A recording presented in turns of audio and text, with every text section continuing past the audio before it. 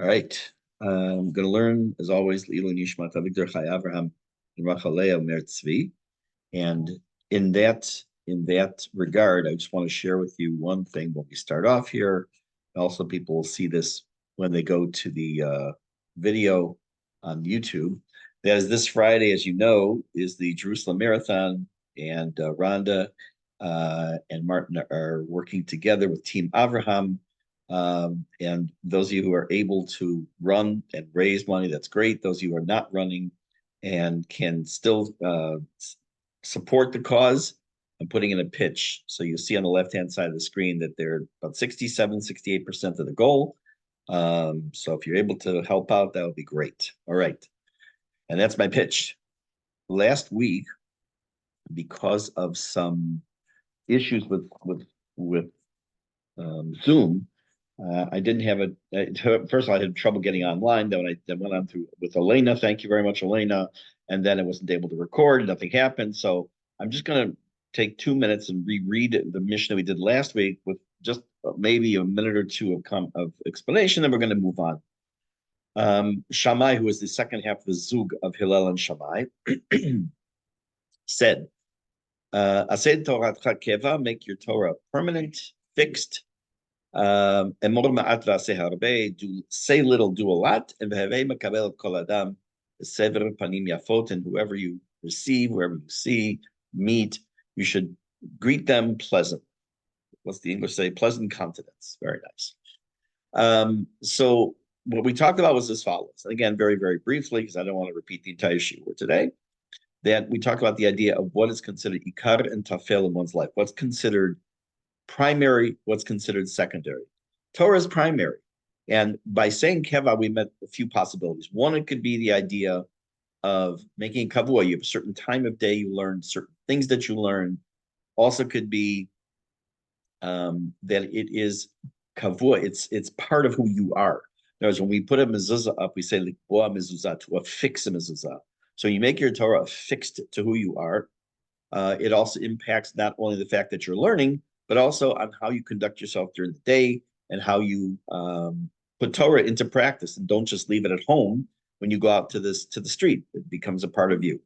And Moramat Vaseharbe, we said took the lesson from Avraham Avinu when the angels came to his tent after his Brit Milah. He said he was going to basically give them a bag of bamba. He ends up giving them a whole suda, a whole meal. And that's also how our approach should be in life. That don't talk a big game if you can't live up to it. Don't say promise the world and deliver nothing. You want to do exactly the opposite. You want to say, okay, you want a little bit of help, I'll come over and help you. Instead, what you do is you come over and you buy the paint and you bring the paint and you paint the person's house, whatever. I'm just making that up. But it means to say little and do a lot, because you should not overpromise. And also it should be the idea of someone could trust your word. Because the more you say you're going to do something, you don't. And by the time you say you're going to do something, people no longer believe you. Final one was that we talked about was kind of ironic, considering all the stories that we learned about Shammai. How he was a kapdan, he was very strict, and he was didn't seem to be your a fuzzy, lovey-dovey personality. The fact that he said "Havei mekabel et kol hadam v'sever panim yafot" seemed to have gone in the face of, pardon the pun, of that individual. So the best we were able to come up with is that he's talking about guests whom you invited to your home. You want them to feel the hachnasat orchim. You want them to feel the comfort and the happiness, and not that they are a burden upon you. Not necessarily when someone comes to ask you a question, not necessarily when you bump into someone in the street. Again, it's. I think the question is stronger than the answer. There are other answers out there. But it's interesting, I just thought about this now, that second statement, which we attribute to the actions of Avraham, those were actions of achnasat orchim. This last phrase is also, according to one opinion, referring to achnasat orchim. Just thought about that now. See, they say there's an expression that says, Ein beit midrash bali chidush. Literally means there's no beit midrash without something new. What does that mean? What that means is that when you learn, you're always able to find something else you didn't see before. Like every year that they add new psukim to Parshat Shavua that were there the year before. So at least I didn't pay attention, I guess. Okay, so that we just kind of went through that that paragraph, that Mishnah kind of quickly, but we did it last week, and because of the takala with Zoom, it was not caught on video. So we're going to move along now to the next Mishnah. I'm going to go back to that slide I skipped in a minute. I'm going to read to you the Mishnah. Then we're going to talk a little bit about who Rabban Gamliel was and what he had to say. Rabban Gamliel haya omer. Rabban Gamliel used to say, Aseh lecha rav, sounds familiar, right? Yoshua ben Prachia told us the same thing. Make for yourself a rav, v'histalek min hasafek, and avoid doubt, v'al tarbeh le'aser omadot, and don't make it a habit of when you do trumot and maasrot in your fields to do it by guesswork. Okay, so it sounds like a mix of a few things here. We have to talk about that. But before we talk about Rabban Gamliel's statements, let's learn a little bit about Rabban Gamliel himself. Now, you'll notice his title is Rabban. Now, for those of you who learn Jewish history with me, you know that we started with Rabban Yochanan ben Zakkai, who comes later. Rabban Gamliel is the first person who has this title, Rabban, and it's on purpose. There's something else missing from this. There's something extra here, which is the title Rabban. There's something missing in this Mishnah, which is who Kibel from. From whom did he get his Torah? Why doesn't it say, like, did that? Like it says, Hilav Shamai Kiblu Mehem.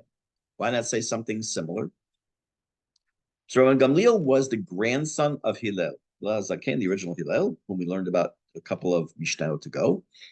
And he was called Hillel, he was called Rabban. He was given the title because he was anyone who became a descendant of Hillel and became the Nasi, the head of the Sanhedrin, received that title. So a person who had that title, at least at that time period, would have the title Rabban. And why didn't it say Kibel Mehem? Why does it say that? Why doesn't it say he received, at least say from Kibel from Hillel? Because since he is the grandson of Hillel, just a second.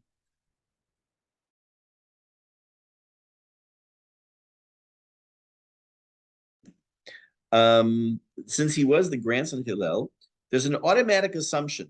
Again, this goes back to this time, the idea of Jewish history, which is Torah Sheba'al Peh was passed on father to son, father to son, father to son, parents to children, community leaders to community, and we are still before the writing down of the Mishnah. This is still before. This is approximately maybe 20 years before the destruction of Beit HaMikdash.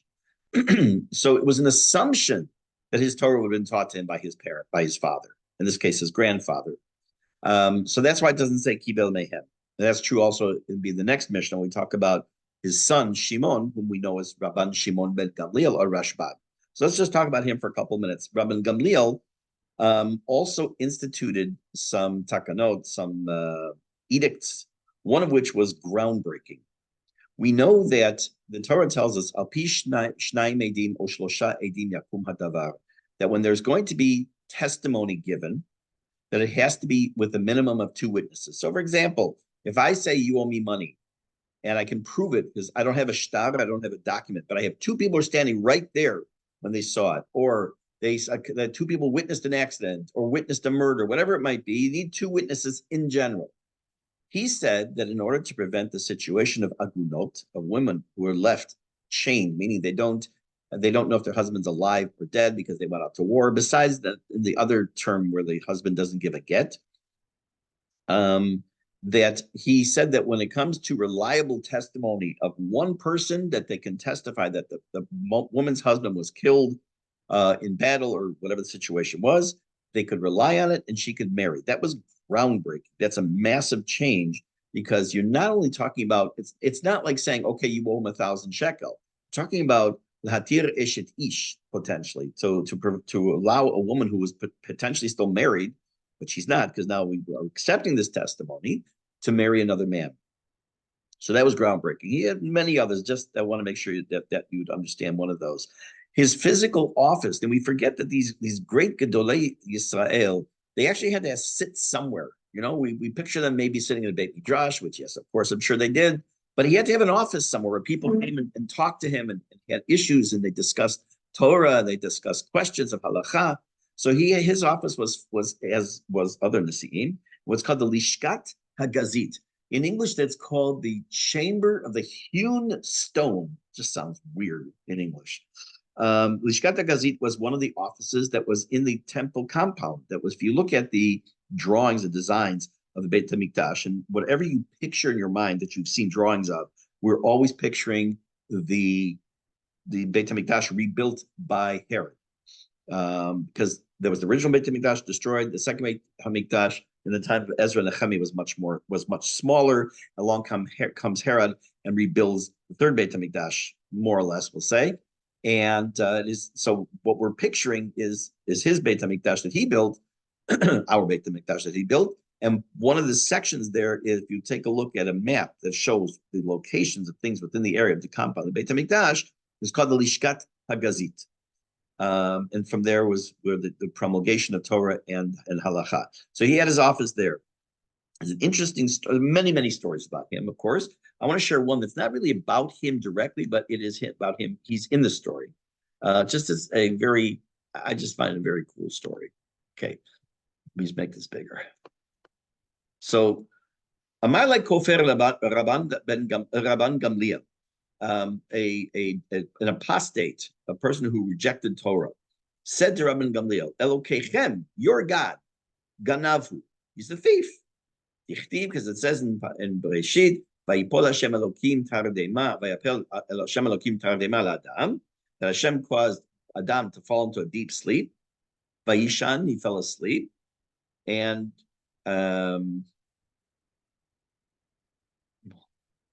what did he do? He takes the side of, I see I cut part of the story, sorry, that he took part of the side of Adam and he makes a woman. He stole from Adam. Amrle Barte. So Rabbi Gamliel, before he had a chance to respond, what do you mean God's a God? What are you talking about? So he said, before he even had a chance to respond, the daughter of this person, which turns out to be the emperor.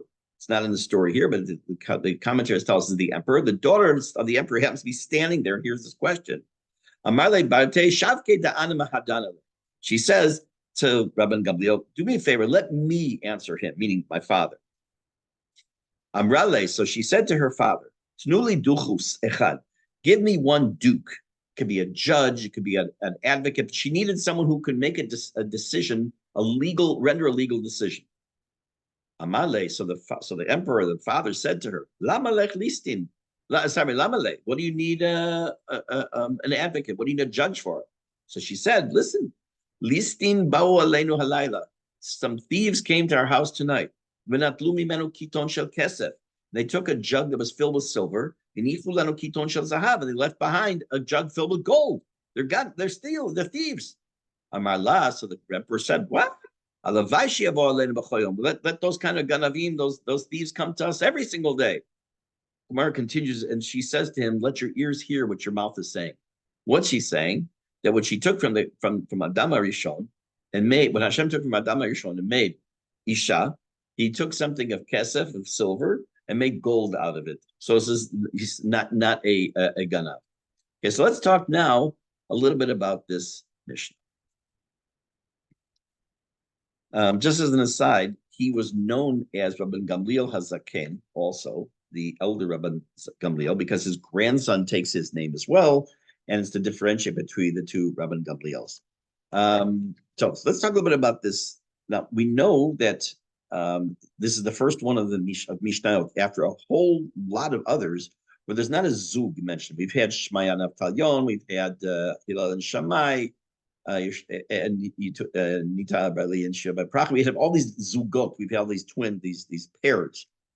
That has come to an end. The time period of the zugot has ended. We're coming near the end of Bayit Sheni, the end of second temple period. Like I said, about 20 years before.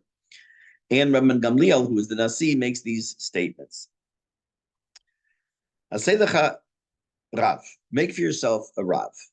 Now, we've already, by the way, when we go through, Pirke Avot, you're going to see that it's not unusual that one Tana, one of the rabbis in the Mishnah here, will say something that was said by somebody else already. It's not unusual. So we can just say very simply, like in almost all those cases, that no one had cornered the market on these statements. I could say, I could be, Mr. Aliyah and rah rah. Everyone's got to make Aliyah and go out there. Doesn't mean someone else is not going to say the same thing and make it as passionate as I might say it, and maybe even more so. So on the very simple level, you could just say that it was one of his approaches in life. You should have a Rav. But there are many commentaries that say it's not just the same thing that Yoshua ben Prachia said, but it has a different meaning. So it said like this.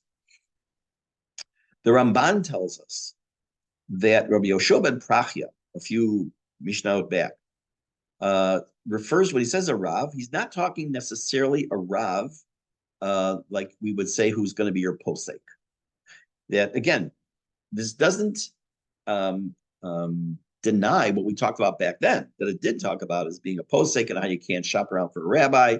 But this is the Ramban's opinion on this Mishnah, referring to the two statements here and from Yoshua ben Prachia about Aseh Lecha Rav. So Ramban says, Rabbi Yoshua ben Prachia was talking about, you should have a Rav, Melamed Oto Torah. You have to have someone you can always go to learn Torah. There's a concept in halacha called a Rav Muvhak.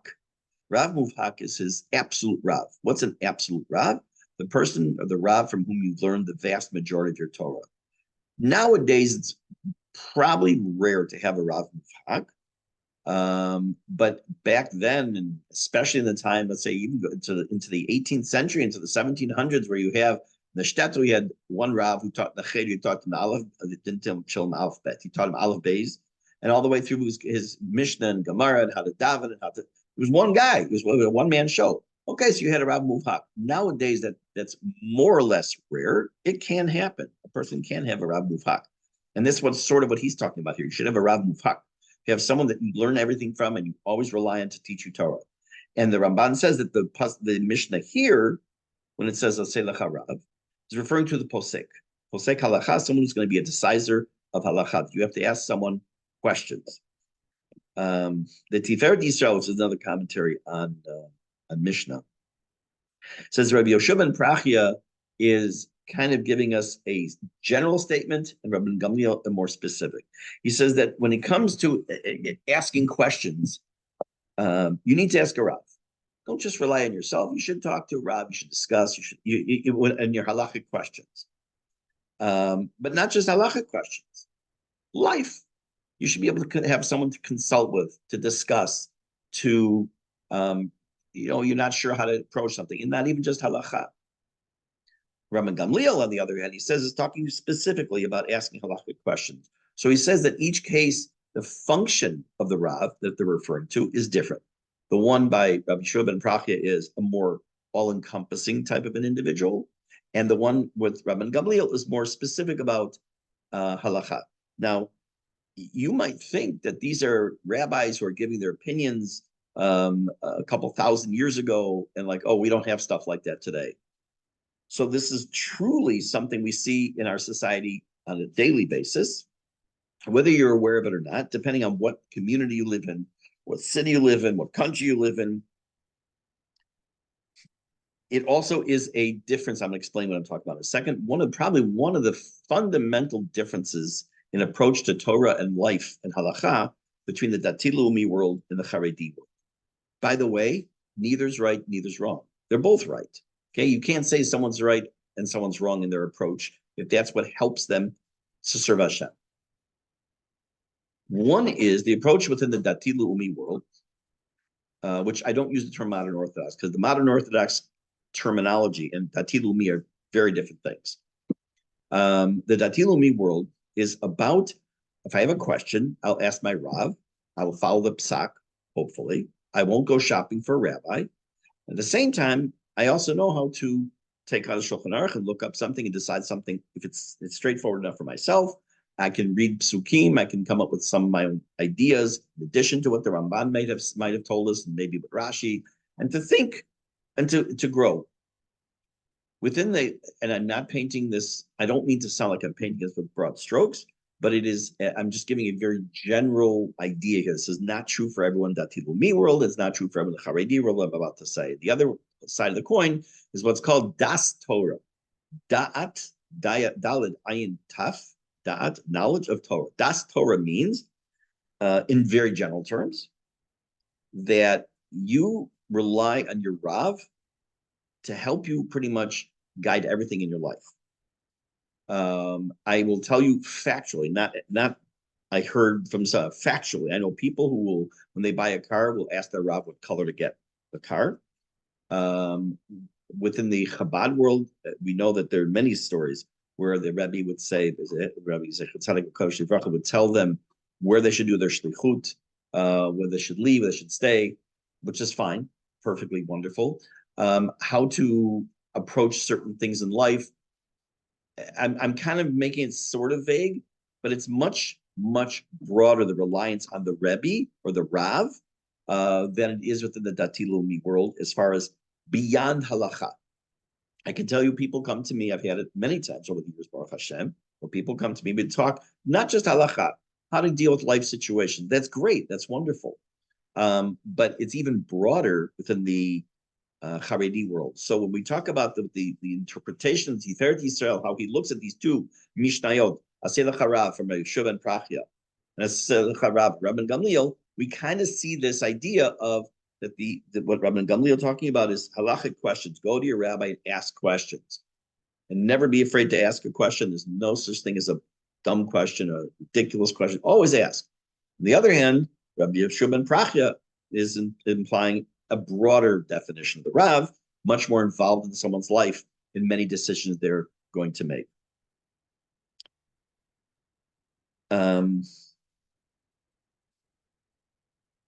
See something. Which leads to the second statement, which may or may not be connected. Vehistalek mina safek, avoid doubt. What does that mean, histalek mina safek? So this direct, for anyone of you, I've used this expression before. It's a math term in logic, which is if P then Q. If P then Q, if you have a Rav, then you'll be able to avoid safek, which means doubt. Why? Because if you are avoiding doubt by asking a question. You say, am I allowed to use the spoon that I used from the Basari spoon that I used for chalavi something or other? Or is my sukkah kosher or not? Am I allowed to do X? Am I not allowed to do X? How do I do this on Shabbat? All those things that you don't know what to do or you're not sure of, those are called sfekot or doubt. I saw a wonderful, if this were a class in Ivrit, wonderful piece on the letter Samach Pei Kuf and all the meanings and how they connect between safek, and the safek means to provide, and sapak is a provider. It's truly cool. Maybe one day I'll share it with you, but right now, just get away from that. But you're supposed to avoid doubt. Why? Why are you supposed to avoid doubt? Well, first of all, when it comes to halacha, you need to know what to do. That's basic, right? I'm in doubt. Am I supposed to light 8 candles the first night, like Shammai says, or am I supposed to light 1 candle the first night of Hanukkah? I'm in doubt. I don't know. I didn't learn. Ask, learn, open a book. But there are also other doubts in life. I'm not sure if you're making the right decision. No one can know for sure if the decision they're making is absolutely 100% the right decision. You can know it in retrospect. Some people, let's take an extreme example, but a common example, that some people will make aliyah, and in retrospect, after a few years, they need to leave because they see they just can't make it here.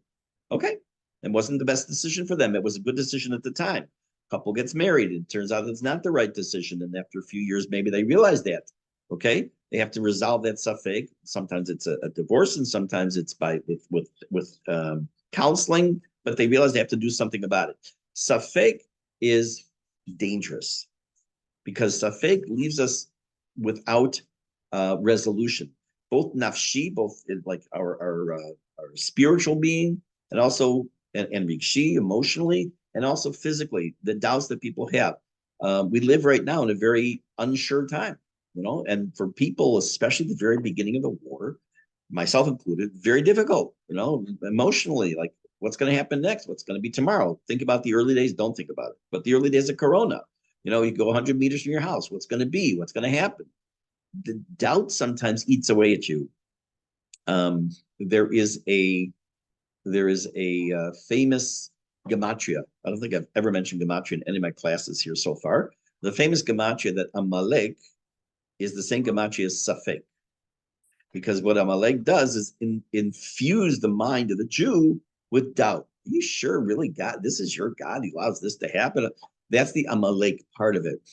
There is another phrase the Gemara uses, in a few places Midrash uses, which is Ein simcha ke kehatarat safek. I think that's the expression. There's no greater joy than resolving a doubt. What does that mean? I'm not sure, is this the right thing to do or not? I take the leap. I decide. I'm not talking about halacha right now. In life, whatever it might be, then I am able to make the decision and I can move forward now. We've all had to have in our lives, I'm sure, discussions that are not easy. You're afraid to talk to your spouse, or to your boss, or to your neighbor, to your child, sibling, parent, whoever it might be, fill in the blank. Difficult decisions or difficult discussions to have. You're in doubt. How do you approach it? I mean, I have a personal method. I explain to people, depending on the situation, what they do. But you're in doubt. You're not sure. Is it the right thing? Should I say something? Should I not say something? How do I say something? Those are all sfekot. Those are all doubts. Histalek mina safek. If you attach it to the first statement, it means, look, talk about it to somebody. It could be a rav, it could be a rabbi, it could be someone who's a therapist, it could be a friend, someone you trust. Discuss it and work on it. Or if you look at it as its own standalone sentence or partial sentence, you want to avoid doubt in life because it's better for your health. It's better for your mental health, your physical well-being, spiritual health, and how you serve Hashem. There is, in the 1800s, there was a Rav, I forgot his name, this so-and-so Rebbe, that narrows it down, who wrote a book called the Notzer Chesed. Notzer Chesed was a book of Hasidic, it was a Hasidic master, wrote a sefer, and he says that besides the connection of Aseh L'Charav, he takes this into a different, the idea of Histalek Min HaSafek in a different direction in the world of Hasidut. And he writes as follows, Inyan Yir'ah V'Chasidut. This has to do, the idea of Histalek Min HaSafek, avoid doubt, has to do with Yirat Hashem, meaning awe or fear of God, and Chasidut. Shetzarich Adam lekasher atzmo letzadik v'kadosh. He says, how do you remove doubt? This is also similar, a little bit like the concept of Das Torah, but you have to, and this is very big in the world of Chasidut, you have to attach yourself to a Rebbe. Not talking about a Rav. Okay, there's a difference between a Rav and a Rebbe. Rebbe is usually used within the world of Chasidut. Like you talk about the Tolner Rebbe, the Skolner Rebbe, and the Square Rebbe, the Lubavitcher Rebbe. Of course, nowadays when we talk about the Rebbe, we're talking, of course, about the Lubavitcher Rebbe Zatzal. Just like when you talk about the Rav, you're in the United States, you're talking about Rav Yashav Soloveitchik Zatzal. But so he says the way that you are able, Histalek Min HaSafek, is to have someone to emulate, to attach yourself to someone that this is how not only do you learn Torah from him, but you learn how to act in life, how to do your avodat Hashem, how you daven, how you approach a bracha. In other words, I can teach you, you make a bracha on apple, you say Borei Priya Eitz. Wonderful. But how does he make the bracha? How does he approach it? I saw, I was in Chut Shel Chesed in Yerushalayim a few years ago, which is, if you know what it is, it's right across from the train stop of Sarai Yisrael, or one of those. I forgot the name of the stop. It's the headquarters for Breslov. It's the headquarters for Chut Shel Chesed under Rav Arush Shlita. I happened to be there one day during Hanukkah, and I hit to daven mincha. That's the first and only time I went in there to daven. Beautiful, magnificent place, and Rav Arush, amazing author. I've heard him speak a few times. I prefer his writings. And he went to, between Mincha and Maariv, like in all shuls, to light the Hanukkah lights. And it's a lot of people there. And little me, among all his Hasidim there, I decided to push my way to the front, the Jewish way. And I wanted to watch how he does it. And just to see how he did it and what he did. He did the same thing you and I do. He made a bracha, made a couple of brachot, and lit a candle, a few of them. But it was his approach. It was truly inspirational, and this is what this Notzer Chesed is telling us, that one of the ways you remove doubt, not just in halacha, but in life, and how to work on your Yirat Hashem, Avodat Hashem, and everything else, is to connect yourself, as it were, to a tzaddik. And he's talking about Achsida Sherebi in this type of situation. In addition to that, there's one more possibility, is that when you go to a Rav and you ask a question and it gives you an answer, you should accept the answer and not start entering in all kinds of speculative. Does he know what he's talking about? Is that correct? Is that accurate? However, and I will tell you this from experience, something just happened to me this past week, and I'll tell you in a minute. If you ask a question from a rabbi, keep in mind the rabbi's not, the Catholics believe the Pope is infallible.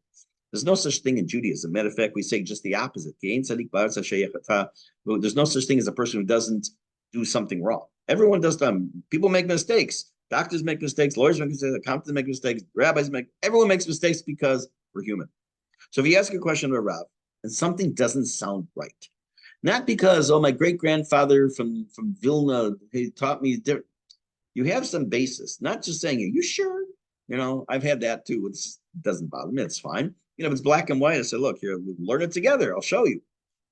But I have had an occasion where people ask a question, I give them an answer, and they'll come back to me a little while later, not on the spot, it's usually a little later, and said, look, I don't want to question you. By the way, you can. It's fine with me. But I think I saw something differently. I said, well, do me a favor, find me a source and show it to me, and I'll look it over. If I'm wrong, I'm wrong. I'll tell you, I made a mistake. So someone asked me a shayla about a month ago, and I gave the answer. And about a week or two later, asked me the same question. And I said, I thought we discussed this, and this was the answer. He says, yeah, but could you do me a favor, just check one more time? Because something just, in the back of my head, something doesn't sound right. So again, I don't mind that. Again, this has nothing to do with me. This has to do with, we want to get the right answer, to truly get to the halacha. This is exactly the top. Get away from doubt, because he's in doubt and now I'm in doubt. And I went online. I contacted Morenu Rabbeinu Akadosh Gaon Ha'ilui, Google, and I put the question into Google, and I worded it in a specific way that I would winnow down the answers instead of getting 17 billion answers, websites. And tachlis, I found that the situation that he specifically told me about was an exception, and that he could do what I told him he couldn't do. It wasn't a massive thing. It wasn't a life-changing thing, but it made a difference to them and what they're going to be doing within the family for a particular event. So that's great. That is histalik nesafik. You don't have to accept. I don't want to use the word as gospel, because that really is the wrong word here. You don't have to accept what something is told to you, except if it's 100% halacha and it's black and white. If it's something that is debatable, something that you have an alternative view that may be correct, and you're allowed to have a discussion with your Rav or teacher or whoever it might be, obviously in a proper way. But otherwise, what you're left with is the safek, and that's histalik min safek. That's this topic. This last statement of Al Tarbet, the Aser Omadot. I'm going to just mention what it means. I'm not going to get into it too much, other than just maybe a general idea. Nowadays, when we take Trumot and Masrot, for those of you who are unfamiliar, especially if you're seeing this outside of Israel, when fruits and vegetables grow in the land of Israel, if you're traveling let's say outside of Israel, and you keep kosher, and like you get to a community where there's just, you're in some little hick town, there's no kosher food. You always get the fruits and you get the vegetables, and it's the easiest thing you can do. In Israel, it's the opposite. It's not that it's not easy, but there's something you have to make sure you take into consideration, which is the fact that the fruits and vegetables had trumot and masrot taken. At the time of the Beit HaMikdash, we know a certain amount was taken up and given to Kohanim, certain to Levi'im, a certain amount, depending on the year, were given to the poor people. Some was what was called Maser Sheni, eaten in Yerushalayim. All kinds of halachot involved with it. But if you grow food in the land of Israel and you eat it without taking trumot and masrot, it's like eating a million ham sandwiches. It's really a bad thing. So when you would do this, you had to take X amount. You had to take 10% of the. Nowadays, what we do, we just have a certain formula we read, and the kedusha of the food transfers to a coin. But at the time back then, when you actually grew food and you actually had to take off a certain amount, truma was anything. Technically, you give in a stalk, whatever, any amount. When it came to maaser, it was from the word eser, it was a tenth, it was 10%, hence the word tithe. It said you're not supposed to do that by guessing. You don't just say, it's about 10%. You're supposed to really try to figure out back then what 10% of the crop was. If you had 1,000 apples, you had to take X amount of apples and make sure you take them and give them to the Levi'im. I want to just put in a parenthetical statement here because this topic comes up a lot, having to do with tithing, giving meiser, as it's called. Now, I'm not talking about from food, but I'm talking about income. There is a misconception that you must give 10% of your income to tzedakah. I say it's a misconception because it's not accurate. There are three opinions on what it means, min haTorah, to give maaser from your income. Number one, that exactly as it says, you give 10% of your income, of your net income, to tzedakah. I know people personally who have bank accounts where every month when they get their check, they automatically take 10% and move it to a separate bank account, and from that bank account they give their tzedakah. Absolutely beautiful, and that's the number. That's the first opinion. The second opinion is you give 10%, but it's d'Rabbanan. It's not a biblical requirement; it's a rabbinical requirement. And believe it or not, the majority opinion is that you give what you give. You can give what you can give, meaning it doesn't mean it has to be 10%, but you have to give from your income tzedakah, but with one exception. If you consistently give 10%, you continue to get 10%. You can't change. Obviously, if a person gets into a tough situation financially, what exactly has to be given, what you don't have to give, to whom you give, everyone in their own category, it can be discussed privately. But in general, three opinions: one d'oraita, one d'Rabbanan, and it's 10%. The third, the majority opinion is it's d'Rabbanan, and you give what you can give. So if you make 1,000 shekel, then if you give, whether you give 100 shekel or you get 50 shekel or 170 shekel, you've given tzedakah. Okay, we're going to actually stop here because we're ready for the next Mishne. Do that, but I also want to give you a little background on who Rabbi Shimon ben Gamliel was. The son of Rabbi Gamliel was Rabbi Shimon ben Gamliel, the Rashbag, who lived at the time of the Churban, Beit Sheni, the destruction of the second Beit HaMikdash. So I want to learn a little bit about him and what he has to say in the next Mishnah that we will Bezrat Hashem pick up next week. In the meantime, daven for Shleim, for all the Ptsuim and all the Nifai Terror and all the Chayalim, the Chayalot, Chot HaBitachon to be safe, come back Bari V'Shalem. And I will tell you that from the category of Hodul Hashem Kitov, from where I teach at Amit Boys here in Malay Adumim, we had 15 members of our Tzevet, or our staff, that were in, and many of them were in Gaza. And Baruch Hashem, Chamsa, everyone came back healthy, whole, and back at school. And we're just now, since Rosh Hashanah, since Simchat Torah, just now back at full capacity with our teaching staff. So it's like the school year is beginning now. All right. B'sarot tovot, everybody. Have a great day.